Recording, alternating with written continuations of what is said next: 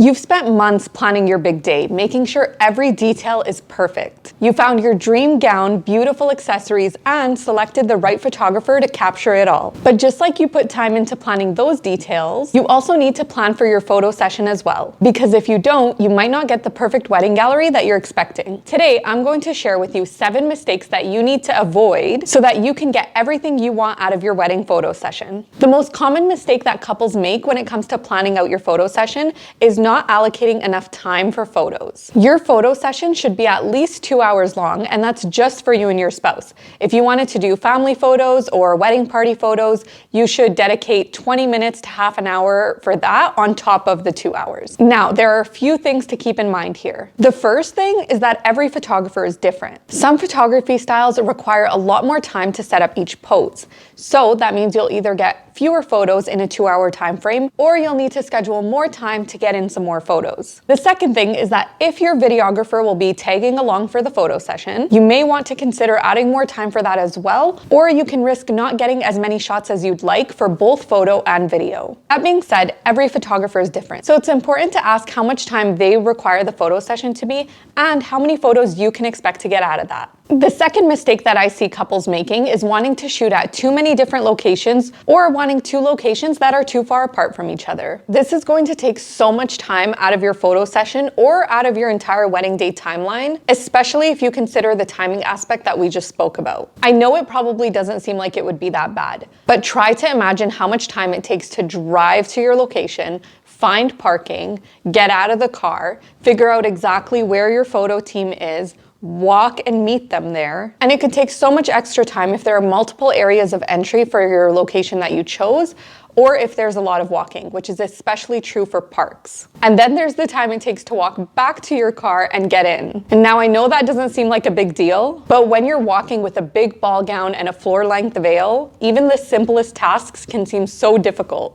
So you really have to consider those things when you're choosing multiple locations. I know that all sounds very exhausting, but watch till the end of this video for some tips on how to avoid exhaustion during the photo session. Okay, back to the topic of locations. While you try to stick to one photo location, try to avoid the mistake of not choosing a versatile location. Some locations seem really great at first glance, but realistically, you can probably only get 2 different backdrops for your photos, and you can only do so many different poses in each setting. So try to find a location where you can get a bunch of different types of shots with different backdrops. Here are a few examples of one photo location with multiple areas to shoot. If you're in Edmonton, this is at the Fairmont Hotel McDonald, and the photos were taken by 24 Photo and edited by M2S Photography. So you can see in these photos that there's so many different areas to shoot. You can get a wide variety of shots, and it's all in the same place. Number 4, don't skip out on the engagement photo session. If your photographer offers an engagement shoot as part of their package, don't ask them to void it out.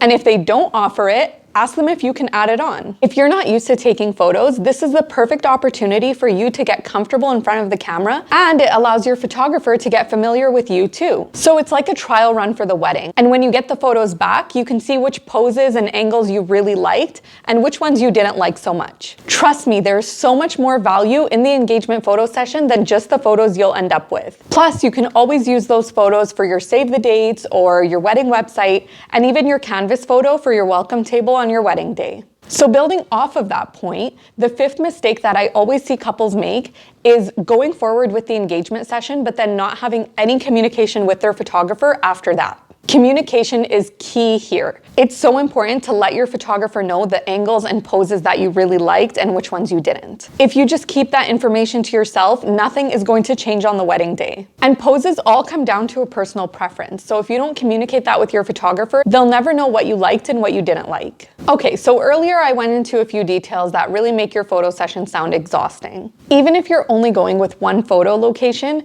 it can be so draining to just stand and pose for photos for 2 straight hours. So my next tip is don't make the mistake of wearing heels. You're not superhuman. Even if you're used to wearing heels, it's so different when you're wearing heels all day on your wedding day in a time when you're emotionally and physically exhausted. Your feet and your body need a break. And don't even wear flats. You need the support support of sneakers or something with a very comfortable insole. Now, I know what you're thinking, but believe me when I say it won't make a difference whether you're wearing heels or not for your photo session. Remember that these are all staged photo and video shots, so you're not moving around. So you can take a moment to stop and fix your posture and the bottom of your gown so it doesn't look like you're too short for your dress. And none of your photos or videos during the photo session will show your shoes. All of the photos like that are usually taken in the morning of the wedding while you're getting dressed. But if there are specific shots that you want with your shoes, you can always keep them with you and swap them out for those specific shots. Or if there are any walking shots where you're worried that your shoes will show, you can switch out for those too. Now, the only issue would be if there's a major height difference between you and your partner and you don't want that to show in the pictures or videos. But in this case, I still wouldn't recommend heels. What you could do is look into raised sneakers. They may not be visually appealing, but they'll get the job done, and remember, they won't show anyway. Now, unfortunately, grooms don't have the option of changing into more comfortable shoes. But I know you guys feel pain too. It was something I learned on the job. I actually didn't take it into consideration before.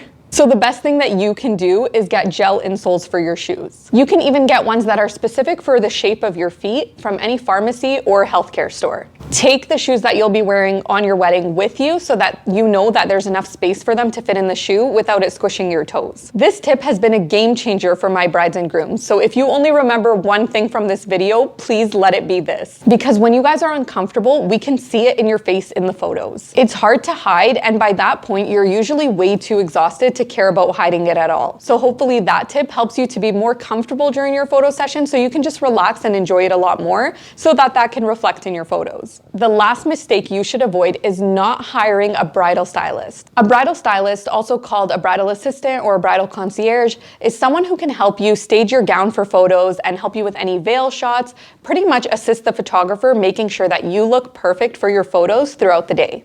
They do so much more than that throughout your wedding day, but when it comes to your wedding photo album specifically and getting the perfect wedding photos, they are there to make sure that you look picture perfect all day. Of course, you can always take someone from your wedding party along, or your sister or a friend, but the issues I find here is that they are going to be absolutely exhausted by the time it gets to the reception, and they won't be able to actually enjoy themselves. The second thing is that they won't know exactly how to help or what to do like a bridal stylist would. Bridal stylists are professionals and they know what they're doing, and they can get it done a lot quicker than somebody who doesn't have that much experience. They understand how the photos turn out when the couple is posed a certain way, or when the dress is set up a certain way, or the veil is held a specific way, so they'll be able to help your photographer out a lot more than a friend or family member. And the third thing is that you won't have any privacy throughout the photo session if you take someone that you know with you. If that's not an issue for you, that's perfectly fine. But most times, couples like to just be alone for the photo session, away from anyone they know, so they can get comfortable for all those cheesy photos. We always include a bridal stylist in our wedding management package because we know how much it makes a difference in your end result for photos and video. And we just know how helpful it is for our photo and video teams, which means the final result for your photos and video is always going to be better. All right, that's all I have for you guys today. If this video provided valuable tips for you, please smash that like button below and make sure to subscribe so that you can see all of the helpful videos we have coming out in the future.